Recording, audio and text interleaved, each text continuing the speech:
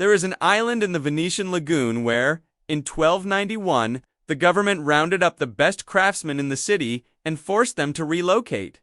They were not criminals, and when the authorities moved them to that island, called Murano, they were given something extraordinary, noble status. The right to marry into Venetian aristocracy, privileges that almost no craftsman in medieval Europe could ever dream of. They were also not allowed to leave, ever. If a glassmaker tried to escape, if he attempted to take his knowledge to another country, to share what he knew with a rival court or a foreign king, the Council of Ten, Venice's secret intelligence body, was authorized to send assassins after him. His family, still on the island, would be imprisoned as leverage. And that raises a question that nobody thinks to ask. What secret could a glassmaker carry that was worth a human life? And why, when most people finally saw what that secret produced, were so many of them terrified? We have a story we tell ourselves about the Middle Ages, that people were primitive, superstitious, that the fear of mirrors was exactly the kind of irrational nonsense that educated civilization left behind, that the men and women who crossed themselves when they saw a reflection, who covered mirrors when someone died, who genuinely believed that a broken mirror could damage your soul, that those people were simply wrong. But the evidence keeps telling a different story, a more complicated one, a more human one. And nowhere is that story more surprising than when we ask why the most ordinary object in your home was once considered worth killing to protect. Let's start with something that is almost impossible to imagine now. For the overwhelming majority of human history, most people had never seen a clear image of their own face. Not once. Not ever. Think about that. You have looked at your own reflection thousands of times. In mirrors, in phones, in windows, in the surface of your coffee. Your face is one of the most familiar things in your world. You have known exactly what you look like since childhood. A medieval peasant in 13th century France did not. The best they could manage was a still pool of water, which distorted everything, or a small piece of polished metal, copper, tin, bronze, that reflected only about 20% of the light that hit it. Not a face. A suggestion of a face. A shadow of a self-dot, and then imagine the first time that person encountered a Venetian glass mirror.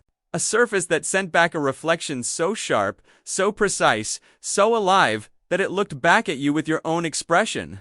That moved when you moved. That existed on the other side of a surface you could not cross.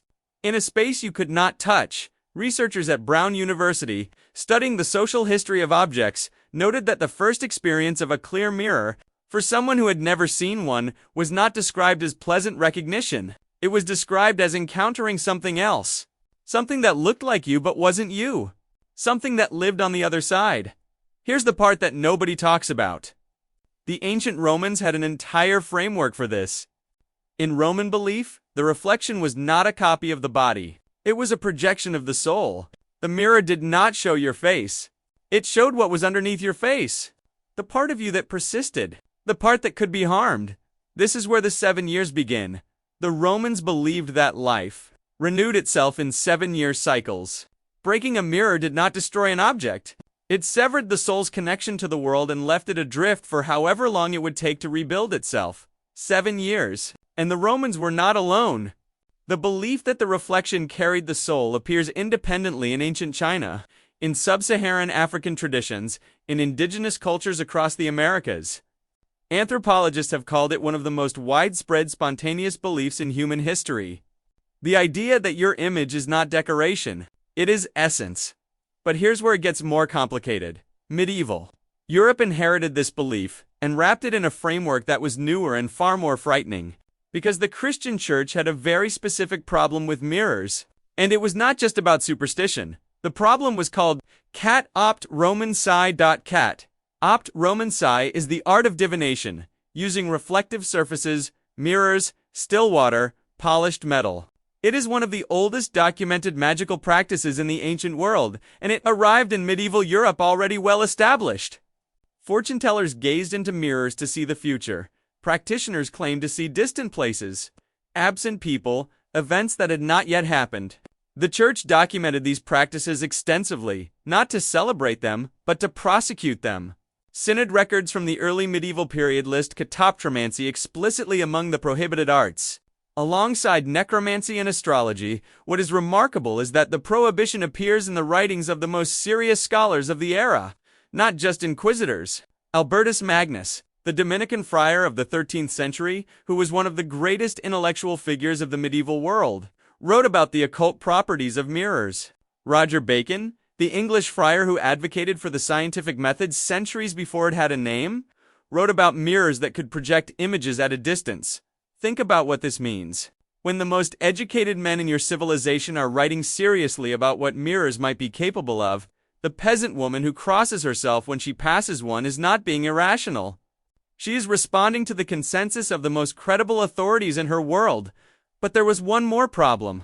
Because the church had a very specific view of what mirrors did to women in medieval Christian iconography, the mirror became the symbol of vanitas vanity, one of the 7 deadly sins. Paintings and manuscript illustrations from the 12th century onward show the same scene again and again. A woman gazing at her own reflection. Not admiringly, ominously. The mirror in her hand was not a sign of beauty. It was a sign of damnation. Of a soul too attached to the flesh, too distracted by the surface of things to attend to what lay beneath. The theologian Tertullian had set the template in the 2nd century. The woman who adorns herself is not adorning herself. She is adorning the work of the devil. Medieval preachers built on this for 1,000 years. The mirror was not a tool. It was a trap.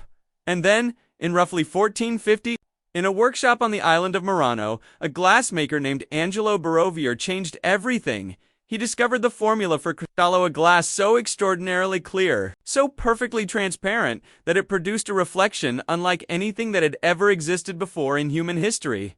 The oldest surviving document referencing it is dated May 24, 1453. Within decades, the mirrors being produced on Murano were the most coveted objects in Europe. Kings wanted them. Popes wanted them. Cardinals wanted them. The French court wanted them so badly that, in the 17th century, the Countess de Fiesque traded an entire wheat farm land that had fed her household for generations to obtain a single Venetian mirror. By the end of the 15th century, a large Murano glass mirror cost as much as a naval warship. One document from the period records that a single mirror was valued at more than a painting by Raphael of equivalent size. That is the world the fear lived in. A mirror was not a household object. It was a technological miracle, a luxury beyond the reach of almost everyone. And an object so completely associated with the supernatural, with souls and demons and forbidden knowledge, that its sudden availability did not dissolve the fear. It concentrated it. When someone in a medieval household died, the mirrors were covered immediately. Not as a vague custom, as a deliberate protective measure. The belief was specific. The soul of the recently dead might be trapped by a mirror if it caught its own reflection in the moments between death and departure, or that a demon, entering the house to claim the departed soul, might use the mirror as a doorway. Mirrors were covered during storms. They were turned face-in during childbirth, during illness, during any moment of spiritual vulnerability. These were not random fears. They were a coherent system of belief, internally consistent, supported by the highest authorities of the day, and grounded in a physical reality in which the mirror was genuinely, objectively strange. You could not explain how it worked. You could not explain why it reversed everything. You could not explain why your reflection seemed to have a life connected to yours but independent of it. You could only observe that it behaved like nothing else in the natural world. Now count how many of those conditions still apply. Count how many of us, if we are honest, have felt something slightly wrong about our own reflection, in a dark hallway, in a mirror at 3 in the morning, in a moment when the face looking back seems, just for a second, not quite synchronized with the face we intended to show. Is that you? Or is that something else? And is there a difference?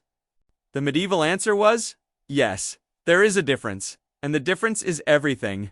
The reflection held something real. Breaking it cost you. Gazing into it too long risked you. Leaving it uncovered during a death let something through that you could not call back. They were wrong about the mechanism. The soul does not live in the silver backing. The demon does not enter through the glass. The 7 years of bad luck is a story, not a sentence, but they were not wrong about the strangeness. A mirror is a surface that shows you yourself, without you a version of you that exists only in the gaze of others. That reverses everything, you know. That persists when you leave and disappears when you return. The person in the mirror has never spoken a word, has never had a thought, has never been afraid. The medieval world looked into that surface and felt something they could not name. So they named it the soul. They named it the devil. They named it 7 years of consequence. We look into that same surface every morning and call it nothing. We call it a mirror. The question is, which of us understood it better?